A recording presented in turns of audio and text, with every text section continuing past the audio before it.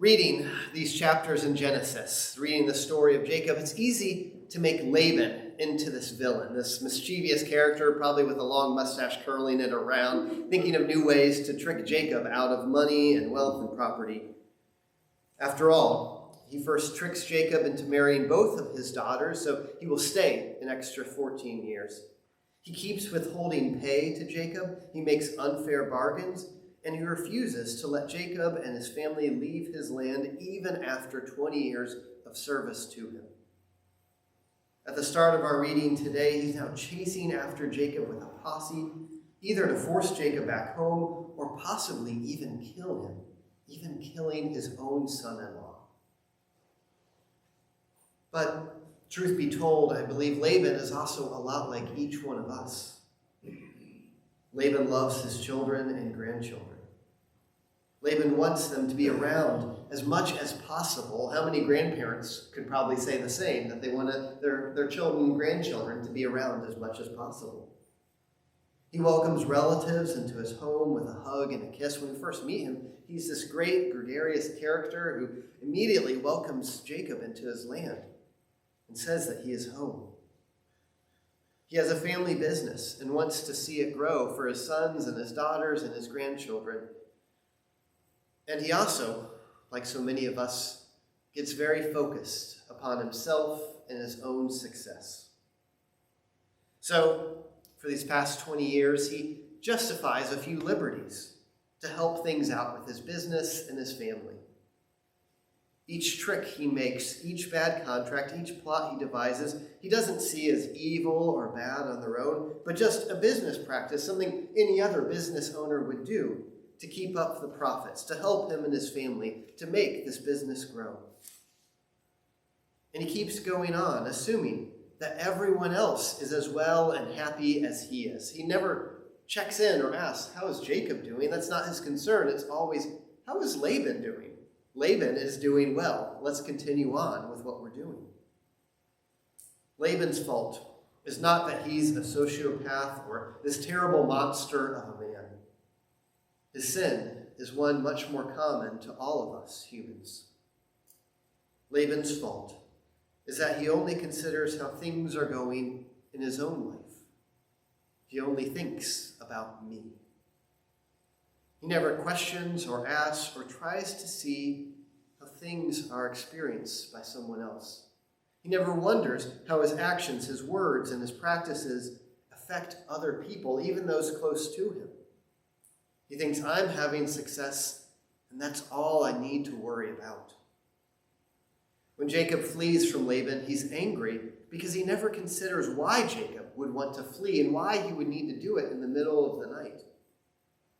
As he finally tracks down Jacob after 7 days of chasing him, he asks this question that seems so obvious to us as the reader, but I think Laban truly does not know the answer to it. As Laban asks, Jacob, why did you flee secretly and deceive me and not tell me? For those of us reading this chapter, it's obvious. Laban has stolen from Jacob. He's tricked Jacob. He's made Jacob feel unsafe in his land. Multiple times he has told Jacob he can't leave or stop working for him. So of course, if Jacob wants to leave, he can't go and say, Laban, today's the day I'm going to go. Will you bless me on this? That's not the simple way of doing this.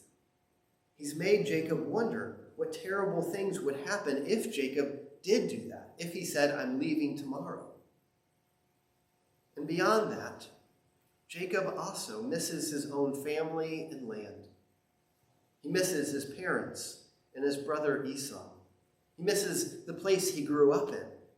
And he now wants a place of his own, a place where his own children and grandchildren and relatives can grow and prosper. But Laban doesn't know any of that, because up to this point, Laban never asks. Laban never considers, how are things going for Jacob? He never tries to put himself into Jacob's shoes, or really anyone else's shoes at all. He never takes that step of saying, I wonder how Jacob is doing. Maybe I should go and ask him today. And that is what leads to our conflict. That's what leads to these 20 years of bad blood. That's what leads to the fear of Jacob and the anger of Laban and the almost attack and maybe violence between family members. Is that there was never the question, how are you doing? How are things for you? What can I learn from you? I know very often I can be too much the same way. I can get so focused on my personal work, even ministry in the church, and get so focused on my own goals or what I want to be happening this week or this month or this year, that I can lose all track of how other people are doing. I can lose all track of what's happening out there in the world wider than me, both in our society at large, but also those who are very close to me, family and friends, church members and neighbors. I know I can forget to check in on just even our own session members right now and say to them, how are you doing during the season of COVID? Because it's an exhausting season. And our session right now is doing so much for the life of our church. I can forget to check in on my wife, Hannah, as we both are working full-time and being parents in this season where it's really hard to be parents right now. I can get so focused on what I want to say at monthly clergy meetings as we get together every month with other pastors and leaders in the area and want to say, well, this is what I'm doing and this is what I want to talk about, that I can not really be fully attentive and listen to what they are sharing about their own experiences and what they've learned during this time. And I know on a larger scale too, I know my experience as a middle-class white male in America. I know my goals and hopes and fears and successes and what schools and housing and neighborhoods and friends and family have all been like for me. But I wonder, have I made time to hear the experiences of others right now? Especially the experiences of those facing poverty, those facing racism, those facing illness and sickness, those facing prejudice or limitations of any kind. And do I really dare to ask the question, how are my own actions and words either helping or hurting right now? Do I dare to do that? Or is it simpler to simply be like Laban and just think about how things are going for myself? Finally, in our chapter for today, Jacob gets the chance to have his voice heard. He finally gets the chance to share how difficult and unjust these past 20 years have been as he's worked so hard and made so much success for Laban. Laban, on his part, finally pauses at least a little bit to hear Jacob and to hear a little bit about his perspective and why he would want to flee and take his family with him.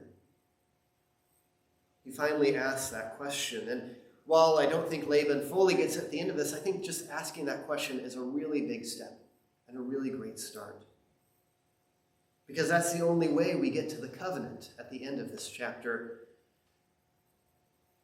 where they both, Laban and Jacob, leave on good terms. It so easily could have ended differently. As Laban caught up to Jacob, there could have been violence, there could have been bloodshed, it could have been terror in this land. But because they ask and they talk and they listen, it ends very differently. That's the only way we get to real peace and blessing and mutual care in our households, in our churches, in our community, in our wider world. That's the only way we get to God's real blessing and peace and kingdom is by listening and learning and checking in, not just how am I doing as Alex, but how are you doing this week? What's going on for you? What's something I may not know about your experience and life and struggle and joys? It's by willing to see things from another's perspective and truly invest in their well-being as well as our own. God's message to Laban in this chapter is a simple one. It's just one sentence. Be careful to not say a word to Jacob, either good or bad. God invites Laban not to speak, but to listen. God's message to him is just hear what Jacob has to say. You don't have to have all the answers. You don't have to have all the right things. You don't have to fix it all right now, which can seem like a lot for us. I know I can feel at times like I need to fix it all. That's not God's message to Laban, and that's not God's message to us. We don't need to have all the answers. We don't need to fix it. We don't need to always be the one speaking. Instead, there is great power and love and grace and space for the Holy Spirit when we open ourselves up to others, when we check in with how people are doing, when we ask, what is life like for you right now? God calls us to those moments. God blesses those moments. And I believe God uses those moments for good. So today I have a couple questions I want to ask you all to reflect on and consider before going out with the rest of our lives this week. As Iris plays, I will have these words up on the screen here, and we're going to have them up on the screen on our YouTube and Facebook page too. And the questions are these. And Dan, if you want to start putting it up on the screen there. The first one is there something God is pushing you to learn more about right now? Maybe there's an experience out in the world you want to learn more about, or maybe there's a perspective you haven't heard or seen before. Maybe there's a part of our history or a part of the current issues going on in our world today that God is saying, Alex, look over here and listen to this perspective. Learn more about this. Open your eyes to what's going on here. The second question I want you to consider today is there someone that God's calling you to reach out to connect with this week? Not in a month or 2 months, but this week, to maybe call or write a letter to or check on a Zoom call or email and simply say, how are things going for you? What's going on in your life right now? As Iris plays, I invite us to take this time to reflect, to write, and to listen for the Holy Spirit.